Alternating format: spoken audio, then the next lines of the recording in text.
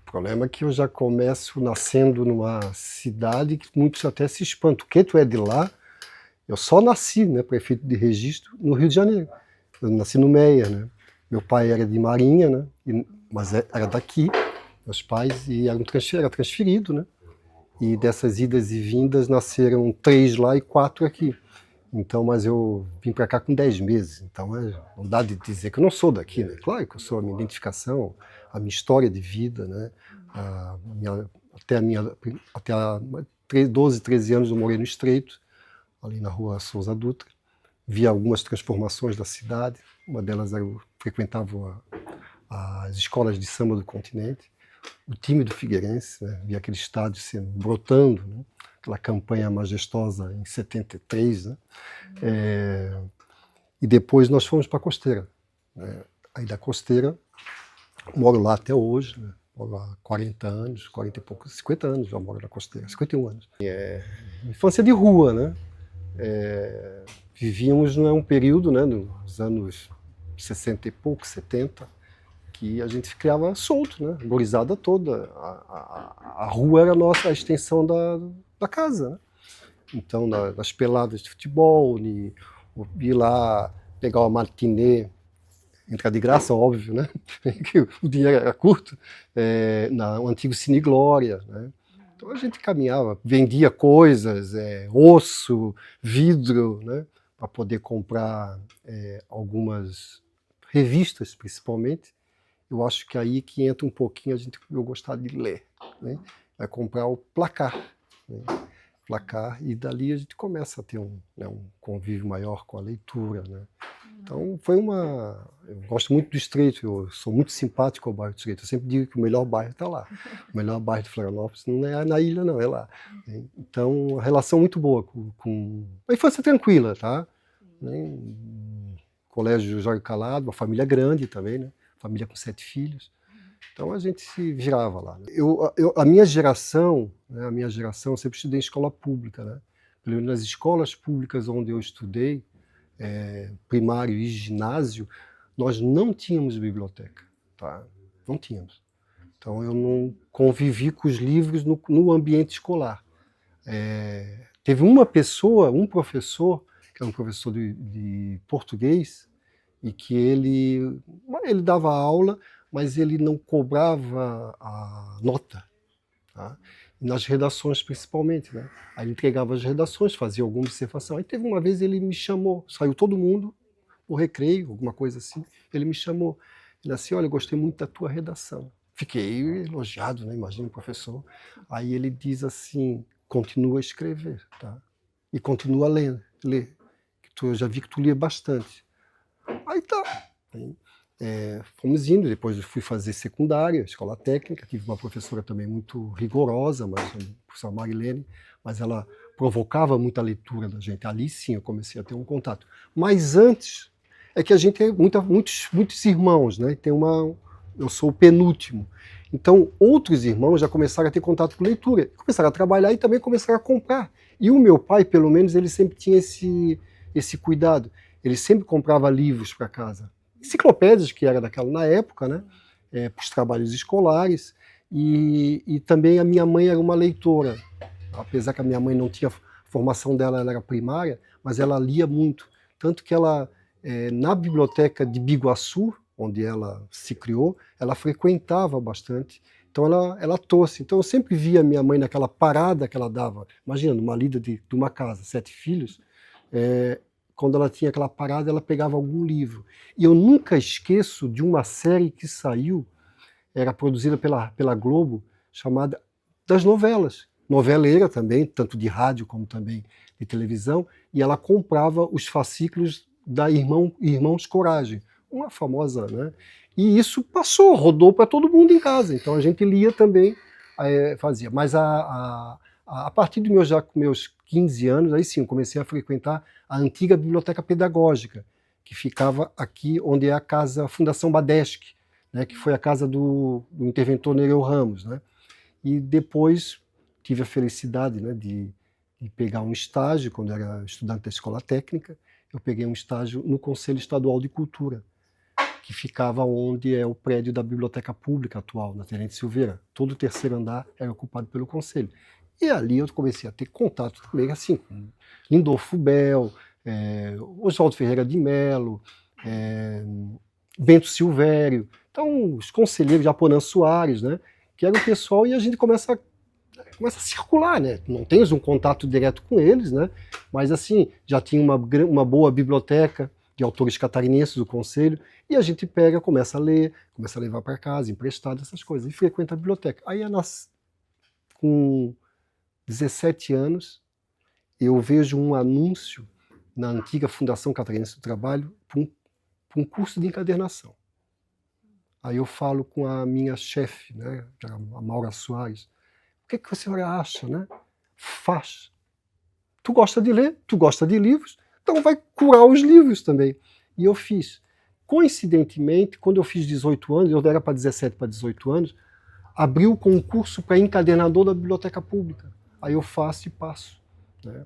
Ali nasce a grande paixão pelas bibliotecas, né? Então, acho que eu fui privilegiado, eu vou dizer assim. Então, eu tenho uma história, né, de vida. Eu sou tudo, agradeço a biblioteca, assim, não tenha dúvida.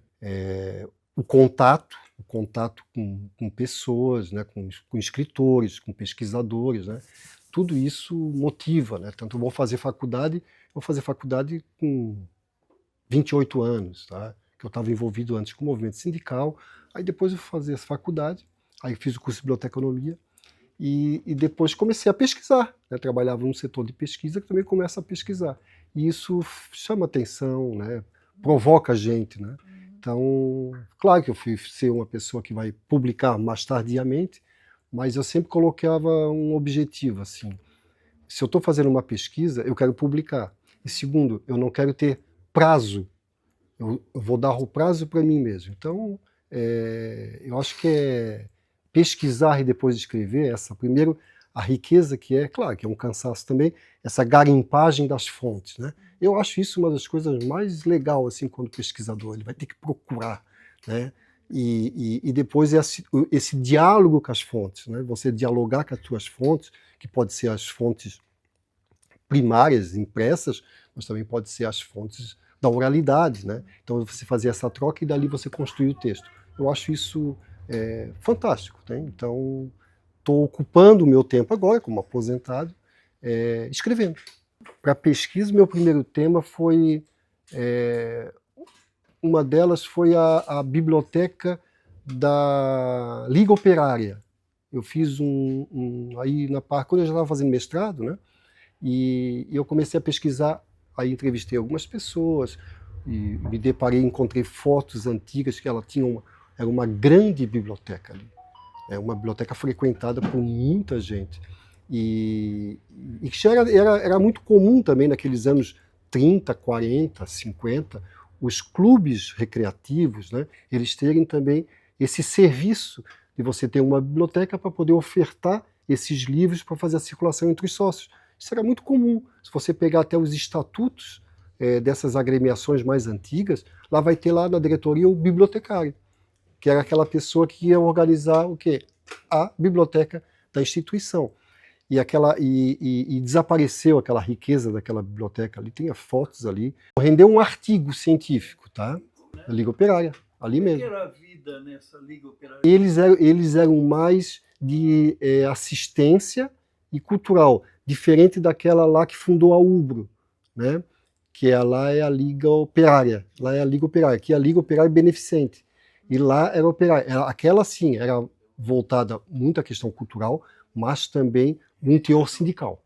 Tinha um teor mais de proteção, de defesa, né, dos direitos dos seus associados. Então tinha a diferença. Essa biblioteca durou mais ou menos até a década de 70.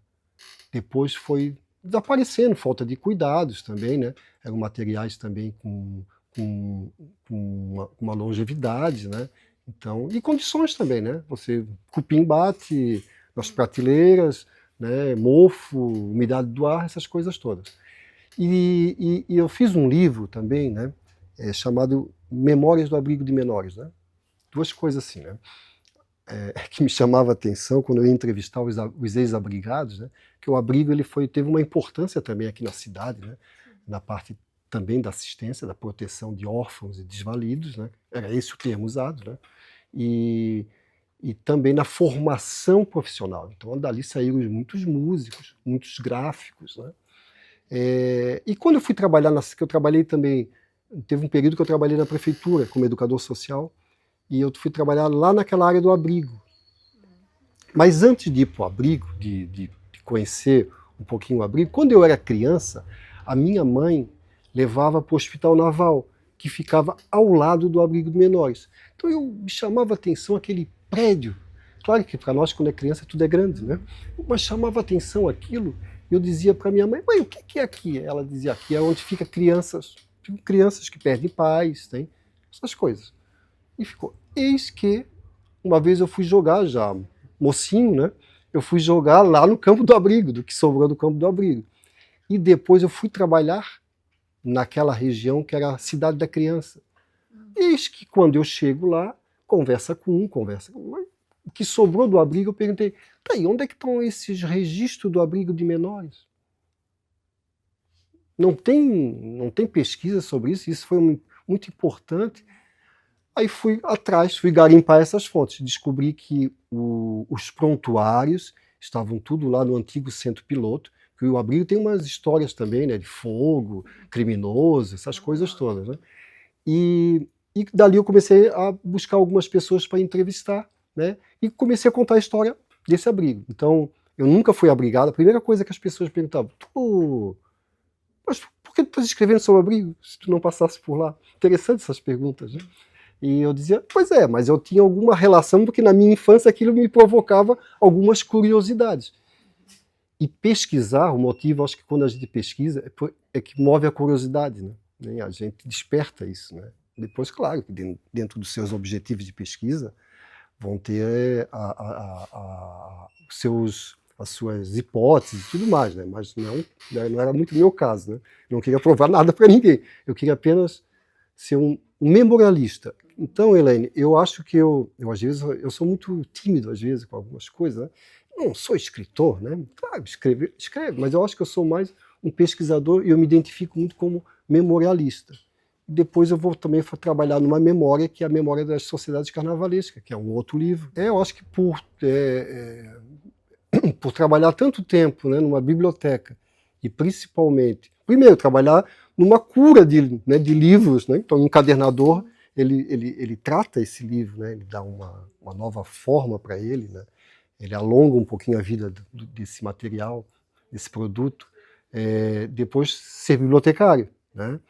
E depois trabalhar num setor de pesquisas, né? E principalmente da parte da memória documental catarinense, principalmente das produções de livro de autor catarinense e da imprensa, que a nossa riqueza é muito grande daquelas fontes lá, né? E eu acho que isso fez com que me moldou, né, a caminhar para isso aí, de chamar, dar visibilidade para essas pessoas, instituições que estão lá escondidas, que meio que apagadas, né? Então, eu acho que é trabalhar com essa memória social. Acho que é esse o meu objetivo mesmo. Eu fiquei feliz, né? Primeiro que também foi quando eu lancei, eu esgotei ele em menos de um ano, tá? A tiragem foi de 1000 exemplares, eu esgotei ele. Eu fiquei muito feliz quando eu estava trabalhando na Casa da Memória e veio um senhor, um professor do Instituto Estadual de Educação. Ele me abraçou, ele falou, você é o Alzemir? Eu falei, me abraçou. Ele disse para mim assim, tu não sabes o quanto o teu livro foi fundamental para mim. Aí eu assim, Aí conversamos, né, E ele disse assim, a documentação que tu colocas ali, eu consegui provar no INSS que eu fui abrigado, porque inclusive o meu nome aparece ali. Coisa que muitos advogados não estavam conseguindo, e tu mostrasse os decretos, as leis, porque eles trabalhavam, o abrigado, ele tinha as oficinas profissionais, mas eles geravam renda para a instituição. Então teve um decreto estadual que contou o tempo de serviço para eles, só que eles tinham que apresentar as provas, né? E claro que as pessoas perdem isso, eles são também jovens, né? Eles eram adolescentes, né? Vão estar cuidando, guardando documento, né? E isso já ficou um motivo de muita felicidade, que um livro, né, conseguiu modificar a vida de alguém que estava numa luta para conseguir a sua aposentadoria, né? Teve uma repercussão muito positiva, tá?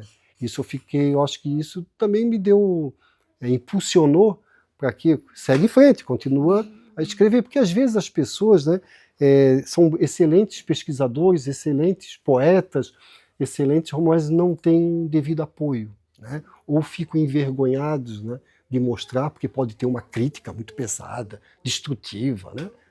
Eu acho que eu não me preocupo com isso, né? Eu me preocupo sim em trabalhar com as fontes, né? Isso eu sou muito tradicional. Se tem uma coisa, eu vou mostrar. Aquilo que eu estou falando, que eu estou embasando, eu pego o que está ali nas fontes que me foram reveladas. Não vou ficar inventando coisa da minha cabeça, né? Então foi muito bom. Alguns queriam até fazer uma segunda edição, tá? Mas eu nunca pensei em fazer uma segunda edição, tá? Eu já estava envolvido também numa outra pesquisa. A do abrigo, Helena, era tão difícil, porque foi um momento que eu tinha um filho pequeno, meu filho estava pequenininho, e aí a minha esposa também trabalhava até as 10 numa escola. Então eu tinha que fazer ele dormir, aquelas coisas. Quando ele dormia, e o danado era difícil para dormir, né? Quando ele dormia, eu ia, e ela chegava, eu ia para frente do computador e começava a escrever. Madrugada. Eu também nunca sempre perdi muito sono, né? E o que aconteceu? Eu levei aquele livro do abrigo, acho que me levou ali uns 6 anos, tá? Uns 6 anos. Não assim direto, tá? Eu parava, porque também eu estava fazendo, também tinha as minhas atividades, trabalhando, tinha que estar entrevistando gente, e às vezes as pessoas não podiam, então, mas foi mais ou menos uns 5 para 6 anos, tá? Que eu consegui terminar e dizer, tá pronto, agora não dá mais de mexer, porque às vezes a gente tem a mania de querer mexer em muita coisa, né? Eu consegui ir no Tribunal de Justiça e levantar, desentranhar, né, que se chama, né? Até a senhora assim, vai mexer nisso aí para quê? Né? Falei, não, porque eu estou fazendo um trabalho, uma pesquisa, né? E ali tive acesso aos laudos da polícia científica dizendo que foi criminoso. Tá? Teve alguns problemas, inclusive troca de delegados, tem alguns problemas. A intenção era vender o terreno, né? Uma área muito valiosa. Né? Então, o carnaval, eu sou uma pessoa que nunca desfilei em escola de samba, nunca saí em carros de grandes sociedades, né? Nunca saí em bloco, eu sempre era meio do bloco do eu sozinho, né? Mas adorava o carnaval de rua. E também adorava aqueles carros, aquelas mutações, né? E volta e meia também dava um pulinho ali na Paulo Fontes, nos alambrados, né? Para poder assistir. Tinha algo muito sagrado entre eu e o meu irmão mais velho, meu irmão não mais velho do que eu, que não nos deixou já. Todo domingo do carnaval, ou sábado e domingo de carnaval, a gente ficava assistindo os desfiles das escolas de samba do Rio de Janeiro. Aí isso era carimbado, não tinha como fugir. Durante um bom tempo a gente fez isso aí. Então essa paixão, né, pelo samba, né, também sempre tivemos, né, de LPs, né, dos sambas enredo das escolas de samba, então isso sempre ficou muito, muito latente, muito presente. Né? Eu sempre gostei muito dessa grande festa, que eu digo que o carnaval para mim não é mais manifestação cultural, tá? O carnaval para mim é uma instituição. Né? Então ele está institucionalizado na sociedade brasileira. Não realizar carnaval é uma declaração de guerra para o povo. Né? E comecei a escutar, quando criança, no Estreito, os batuques, né? A percussão, que eu não sabia que era uma escola de samba. Eu escutava aquele barulho. Né? E até que um dia minhas irmãs me levaram para assistir os ensaios que já assim acontecia lá na Avenida Santa Catarina, das duas escolas, Império do Samba e Filhos do Continente. Filhos do Continente é a terceira escola, vamos dizer, se ela tivesse hoje, ela foi fundada em 58, foi até 1996, então uma escola tradicional do Estreito. Era a primeira escola do Estreito fundada. Era o Roleta, um deles, o casal, né? Dona Lila e o Valmor Roleta. Figura folclórica, né, do carnaval aí. E ele Isso então despontava, né? E assistia também, porque as escolas do Estreito, além de desfilar aqui no centro, desfilavam também lá no Estreito, fazia os seus desfiles, uma forma, né, de retornar para a comunidade onde ela recebia esse apoio. Aí, quando eu fui trabalhar na Casa da Memória, o período que eu trabalhei lá, me chamou a atenção quando duas pessoas foram lá para perguntar o seguinte, como a gente trabalhava muito com imagens, com fotografias, né? O que é que vocês têm sobre as sociedades carnavalescas? Aí eu falei para o Sérgio, que é Sérgio Xavier, depois a gente ficou sabendo, ficamos amigos até, que ele era filho do João Xavier, que foi o fundador da Granadeiros da ilha.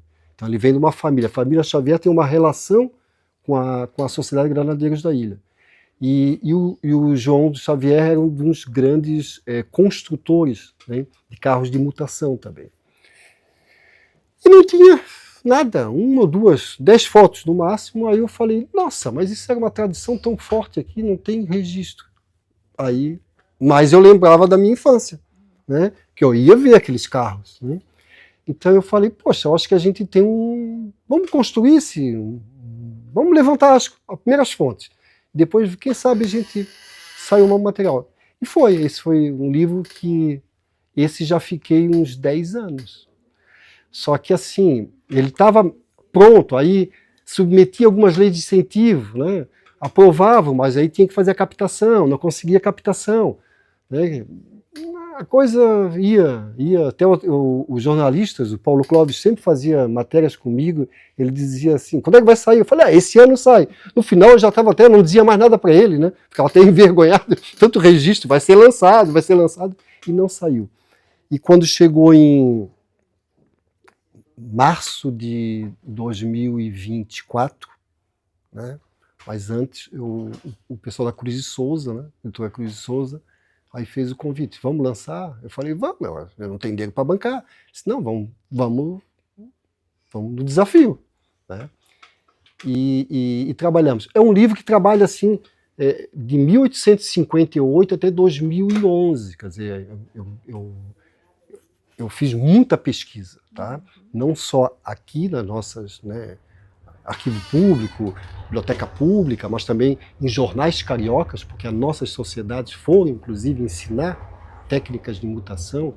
Até o Alfredo Juvenal, em 1913, vai participar, ele sai daqui e vai para o Rio de Janeiro e ele vai fazer um carro de mutação lá, porque o Rio de Janeiro sempre teve o quê? Carros alegóricos. O carro de mutação sempre foi aqui em Desterro e depois Florianópolis. Ele vai fazer, e que a Sociedade Fenianos, que já estava na fila há muito tempo sem um título, esse carro fez o diferencial e eles ganharam o título. Então, Alfredo Juvenal. O Alfredo Juvenal, inclusive, vai ser avô de o primeiro jogador catarinense que foi convocado para uma seleção brasileira. Tá? Descobri isso em um dos lançamentos que eu fiz em Joinville, que a bisneta dele falou, tu cita o meu avô no livro, e ela dá esse detalhe, ela ficou muito emocionada, né, a citação, e esse livro também ele teve uma repercussão. Eu digo que a repercussão foi grande, e o lançamento foi muito bom, porque eu vendi naquela noite quase 300 livros. Tá? E no outro dia, no meu WhatsApp, tinha 53 pedidos de livro. Pessoas que não puderam ir, né, mas queriam comprar. Uns já tinham feito até o Pix, descobriram, né, essas coisas todas. Então, a história das sociedades carnavalescas, os carros de mutação principalmente, eles têm uma relação com a cidade, com a memória da cidade. Né? Foi aquilo que chamava a atenção de muitos carnavais. Na década de 50 e até década de 60, as pessoas vinham para cá, não era para ver as escolas de samba. As escolas de samba já tinham, né, consolidadas no Rio de Janeiro, mas sim os carros de mutação, que eram feitas aqui, com uma engenharia, um artesanal muito difícil, né? Difícil que eu digo nas condições, né? Era simples até o processo, né? Mas muito criativo. E isso, eu acho que isso foi fruto desse sucesso desse livro, que também está esgotado.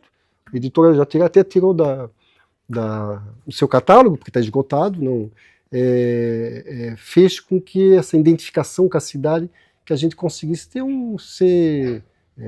dar esse retorno para o escritor, né, para o pesquisador, para o escritor, e também para a cidade. Acho que foi um presente, né? Eu digo que aquele meu livro foi um presente para a cidade, né? Para o pessoal das sociedades, né? Um pessoal que eu digo, estavam também apagados, estavam lá, estavam mortos, né? E a gente tem que dar vida para isso, né? Uma das formas, eu acho que eu me satisfaço, né? É poder colocar essas pessoas no cenário, né? Olha, eles estão vivos, eles participaram, eles contribuíram, né? A gente tem tantos, e às vezes eu fico pensando, nós temos 2 cursos de história aqui, né? De renome, né? Qualificado, né? E poucas pesquisas nessa área, né? Pouquíssimas pesquisas. Vou dar um exemplo, outro exemplo, né? As próprias escolas de samba, a Protegidos da Princesa, Elaine Tasso, a escola mais tradicional, aqui, a mais antiga em atividade, a que tem mais títulos, não tem uma publicação. Sabe? Para mim isso é uma afronta a uma comunidade, né? Principalmente a comunidade negra, né? Que contribuiu para a riqueza desse carnaval aí, para a consolidação, para a projeção da cidade, para dar dinheiro inclusive para a cidade, e eles estão apagados, nós não podemos permanecer isso. Eu acho que tem que ter linha de pesquisa voltada, o próprio Museu do Carnaval, né? Esquecido, abandonado, tá? O Dico foi um que doou o acervo dele pessoal para esse museu, e o que é que a cidade fez, o que é que o poder público fez? Destruiu. Hoje nós temos uma lei que fala do Museu do Carnaval, que é em homenagem ao nosso Hilton Silva, nosso rei Momo eterno, lagartixa, né? E um acervo que o que sobrou foi parar lá no Museu do Lixo, tem 2 sacos verdes da CONCAP, que sobrou. Então isso para mim é um crime, a memória, né? A identidade desse povo, né? Então é lamentável. Então eu gosto de pegar esses temas. Esses temas eu acho que isso tem uma relação. Uma outra coisa também que a gente falta muito na cidade, né? A história dos nossos bairros, né? Os bairros são outros que não temos a memória desses bairros. Eu não gosto muito de dizer que eu sou historiador, né? Mas arrumar encrenca, né? Isso, não. Mas é isso, mas acho que é o Peter Burke, né, que diz, né, que o papel do historiador é colocar, mostrar para a sociedade aquilo que ela insiste em esconder. Né? Mais ou menos assim a fala dele. Né? Então acho que é esse o papel nosso. Né, acho que quem pesquisa no campo dessa história social, né, história presente também, dizer isso aí, olha, tem alguns escondidos, muitos inclusive. É preciso a gente quebrar isso e dar essa visibilidade, projetar isso, né, dentro da historiografia. A historiografia tem algumas lacunas, então precisa ser recontadas isso, né? Os clubes sociais, tá? Isso também é uma vontade que eu tenho, tá? De escrever sobre alguns clubes sociais, tá? Que foram importantes aqui, 25. Esse bloco que eu falei, o Brinca Quem Pode, que era muito tradicional, o que nós temos, o pouco que nós temos de um registro aí, o Nereu Ramos, na época, os diretores, né, do bloco foram pedir provavelmente um apoio financeiro, uma subvenção, que era dada para todo mundo. Aí ele diz assim, como é que é o nome do bloco? Brinca Quem Pode. Então quem não pode não brinca. Então o pouco que nós temos sobre esse grupo negro ainda é um deboche, né? Um deboche, né? Então a gente precisa contar. O Clube 25, tradicional, né, que está lá ainda sede, né? É preciso contar essas histórias, assim. Muitos e muitos, muitos. Nós tínhamos aqui o antigo Clube Malária, né, que também era da comunidade negra, tá?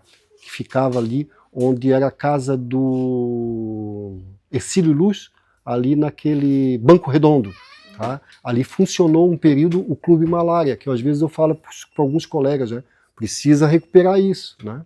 O 5, engraçado que na nossa época, quando eu morava no Estreito, você tinha ali, aliás, não é o 5, é o 8, Tá? O 8, que é na curva, Bem na descendo o curva, viaduto ali. onde hoje dá acesso lá para a Via Expressa do Continente, né? Aquele ali tinha 5 na subida do morro, que era um clube tradicional, tudo mais, e que esse clube, eu lembro que até eu ia, fazia um matinê de carnaval, a gente entrava, e tinha o 8, que naquela época já era, olha só como isso é perigoso, segregado. O que eles diziam, sempre disseram para nós, aquele clube lá vocês não vão, porque aquele clube ali só tem coisa ruim, prostituta, tudo mais. E era um clube negro. Então, essas violências, né, que são colocadas para nós, que são internalizadas na comunidade em si, né, faz com que esse apagão, né, se justifique, entre aspas, esse apagão. E é interessante que o poder público recupera um 12, que é um clube da elite, e é incapaz de arrumar o 25, que a comunidade vem lutando há anos para arrumar aquilo lá. Está lá o prédio, está caindo e não há incentivo nenhum. Aquilo deveria ser tombado, inclusive, como patrimônio. Mesma coisa que o centro da Mãe Malvina. Tá lá em ruínas, aquilo ali é patrimônio. Eu acho que é um dos primeiros centros, né, terreiros, né, aqui do estado. Estou pesquisando as escolas, porque as escolas do Estreito também, elas foram importantes no desenvolvimento do carnaval, tá? Tanto que a Filhos do Continente é a primeira escola da região continental, fundada em 58. Depois vamos chegar a uma dissidência da Filhos do Continente, vai ser fundada a Império do Samba, que é a dona Gininha, uma mulher negra, a mulher à frente, sempre buscando esse empoderamento, né, das mulheres, tanto que ela foi a primeira mulher presidente, ficou 9 anos presidente do Filhos do Continente, aí tem uma cisão, e ela vai fundar o Império do Samba. Em 1980, o primeiro título de carnaval que sai da disputa entre tradicionais, entre protegido da princesa de Copa Lorde, a Império do Samba conquista esse título, então tem uma simbologia bem grande. Coloninha, né? Só que antes também a Coloninha ela inicia como escola mirim, ela desfila em 62 até 65, depois fica 19 anos, volta em 83, aí de 84 ela consegue 5 anos direto, inova, tem algumas transformações, faz algumas revoluções no Carnaval de Florianópolis. Vamos ter também a Quilombo, que foi de 85 a 93, e a Nação Quilombo, que era fundada pelo apresentador de TV, cabeleireiro, o Cacai, né? E depois essas mais novas, né, que são ali da região da Palhoça, né, Nação Guarani, Jardim das Palmeiras, Futsamba Josefense. E também tínhamos Acadêmicos do Samba, a famosa Lufa-Lufa, né, que muita gente aí, como assim a dona Iraci Goulart, uma baluarte, aí, fez 90 anos, foi depois presidente da consulado, ela começa naquela escola como costureira, depois fez parte da diretoria, né? Então a gente tem uma trajetória dessas escolas que também foram esquecidas na historiografia do carnaval de Florianópolis. Então já estou aí meus finalmente, tá? A intenção é lançar em março do ano que vem, não no carnaval não gosto de lançar coisa no carnaval não, né? Lança depois, né? E tem algumas entrevistas que eu já estou fazendo para fechar, levantando muitas imagens, né? E a receptividade também está sendo muito boa. As pessoas, eu acho que até em virtude desse meu livro, né, que foi um sucesso, né? As pessoas dizem o seguinte, olha, hein, a gente não quer dar entrevista, a gente, né, quer dar algumas fontes, imagens principalmente. Isso é muito bom, né? Quando a gente tem essa relação, o pesquisador, o escritor tem essa relação de empatia, né, com essas pessoas que viveram e vivem esse mundo do samba, que para mim Florianópolis tem 200 anos, né? São 200 anos de carnaval, mais de 200 anos. Eu acho que da minha família, o único irmão que saiu numa escola de samba era aquele que eu falei, que a gente ficava assistindo, ele saía no consulado, ele era consulado, né? Mas não, ninguém não. Teve um tio meu, que sim, ele saía nas escolas lá do Estreito, se ele saía, era sambista, né? Mas de família do meu pai, assim, de parte também de mãe, não, nunca eram ligadas, não, essa manifestação. A primeira, né, no que eu pude levantar de fonte, o primeiro carro de mutação, ele foi em 1885, em Desterro, né, pela Sociedade Bons Arcanjos, e o nome do carro era Grande Flor Misteriosa. Então abria, né, as pétalas, estava aquela transformação, que era a mutação. E a mutação é um nome, inclusive, que vai ser depois, né, porque a técnica batizada era a técnica de maquinismo. Né? Maquinismo. Então, por debaixo, né, desses carros, né, naquela época não devia ser cabo de aço, devia ser cortas, né? Não sei, eu inclusive no meu trabalho eu coloco que a mutação tem a ver com a maquinaria teatral. Né? Quando você começa a dar movimentações de cenários, né? E nós tivemos alguns italianos aqui, né, que vão ser construtores, né, vão ser carpinteiros, né? Quem sabe isso não tem uma relação com essa maquinaria teatral e acaba... É incrível que forma gerações, né, de pessoas lidando com isso e depois isso simplesmente acaba. Acaba. Aí sim é um grande erro, né, do poder público, principalmente. Né?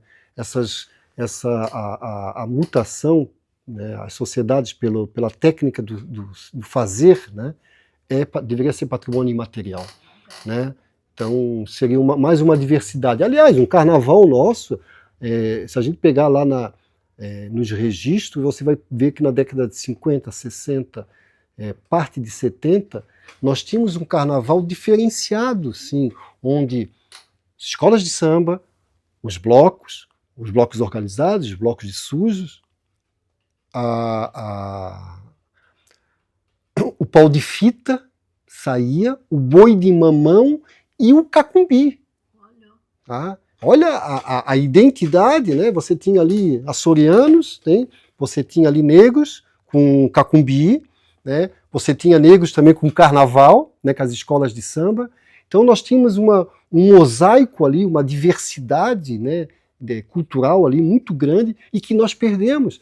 E sem falar assim, vamos pegar lá a Filarmônica Desterrense, que era uma outra marca, né? Que o Filarmônica, todo mundo era uma banda, uma filarmônica, onde todo mundo vinha de smoking, e o critério para ingressar na banda era não saber tocar instrumento. Então saía tudo desafinado. Abria o carnaval. Então essas coisas é que faziam um carnaval nosso diferente. O próprio Fernando Pamplona, lá do Rio de Janeiro, né, Salgueiro, tudo mais, vai dizer o seguinte, que em Florianópolis nós tínhamos um dos carnavais mais artísticos e criativos do Brasil. Assim, é desafiador, né? E também dá muita responsabilidade, né? Uma das coisas assim que eu sempre fico, né? Poxa, com certeza, né? A gente não dá conta de tudo e vão ficar algumas pessoas esquecidas, né? No livro das sociedades, uma pessoa falou, pô, tu não colocasse meu nome. Eu falei, eu coloquei o teu nome porque eu não sabia. Coloquei tanta gente, né? E às vezes a gente fica triste também, né? Porque as pessoas querem se ver também, né? Pô, participei desse processo, né? Mas é muito legal, assim, quando quer dizer, tu troca ideia, né? Geralmente eu não questiono nada, não. As pessoas trazem, eu deixo livre, né? Para eles poderem dar essas informações, buscar, né? E assim, nós temos escolas aí recentes, novas, que estão sem a sua memória. Eu perguntei, a diretoria do período 2019? Pois não sei onde é que está isso. Então, a minha intenção com tudo isso, inclusive eu faço parte da Liga das Escolas de Samba, na parte de diretoria de acervos e memória, né? Nós criarmos, eu tenho um projeto chamado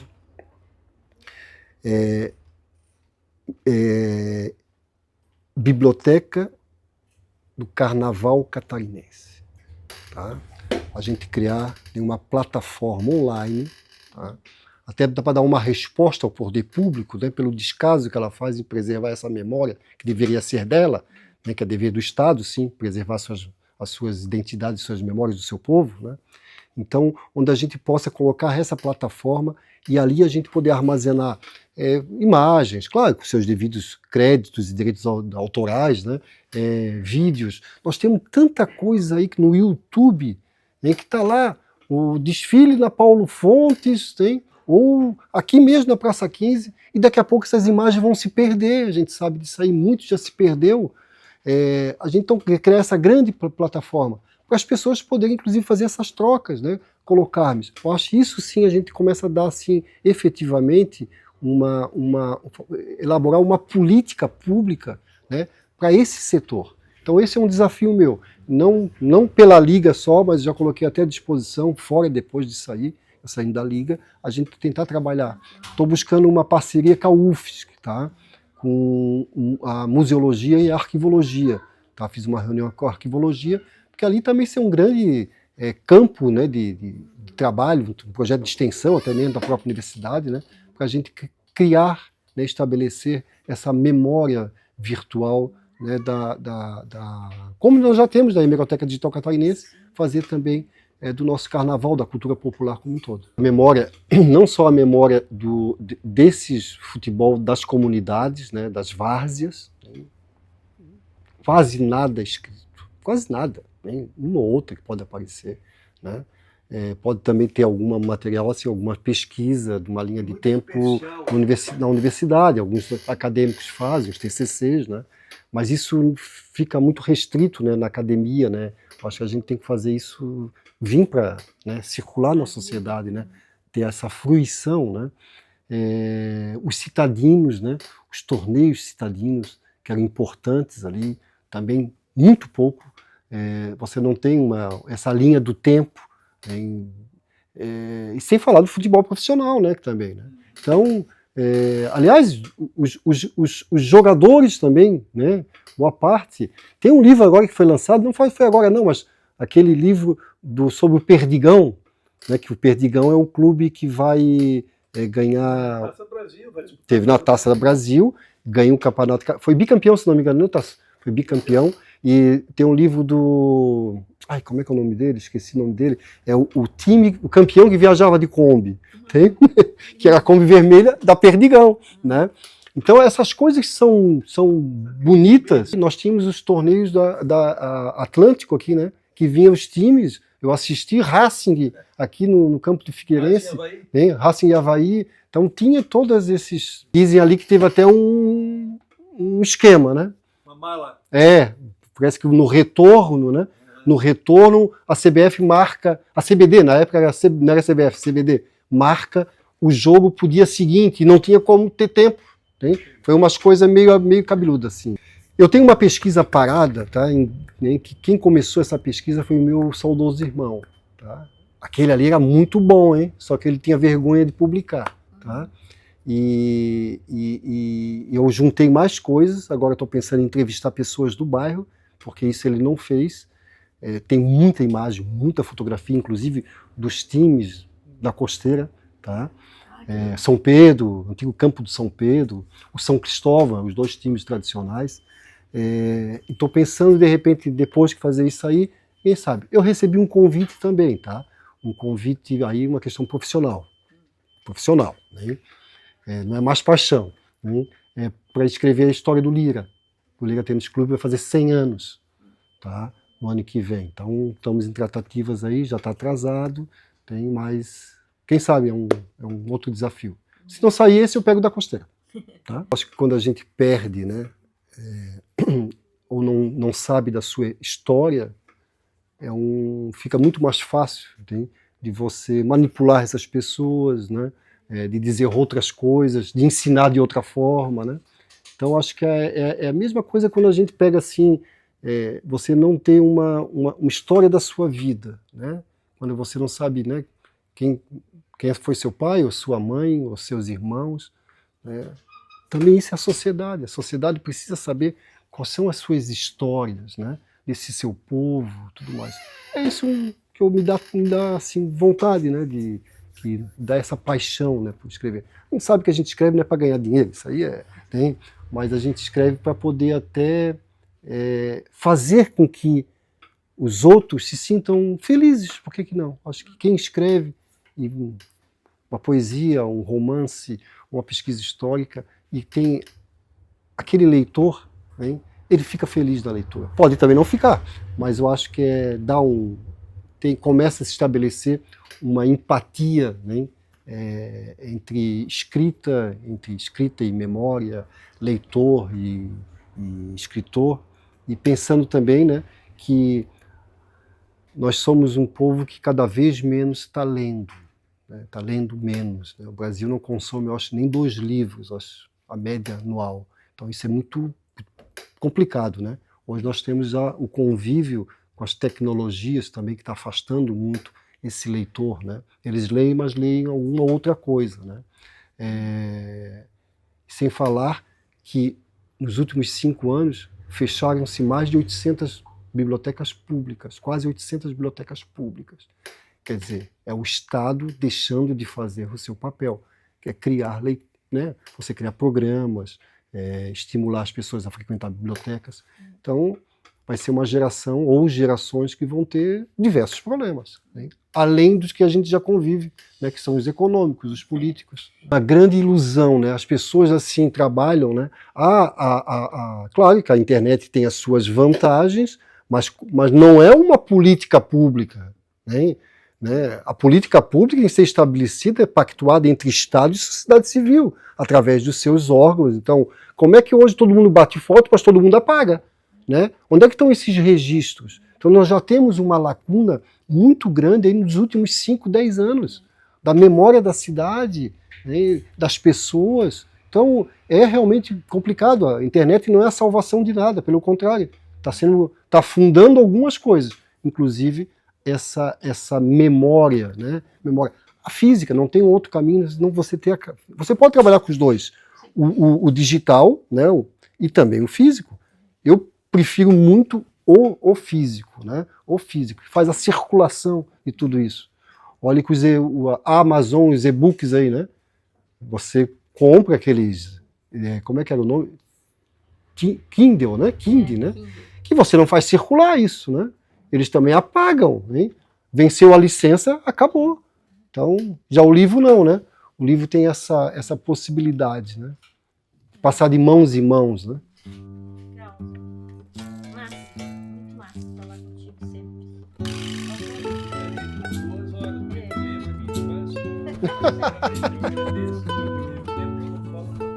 Sim.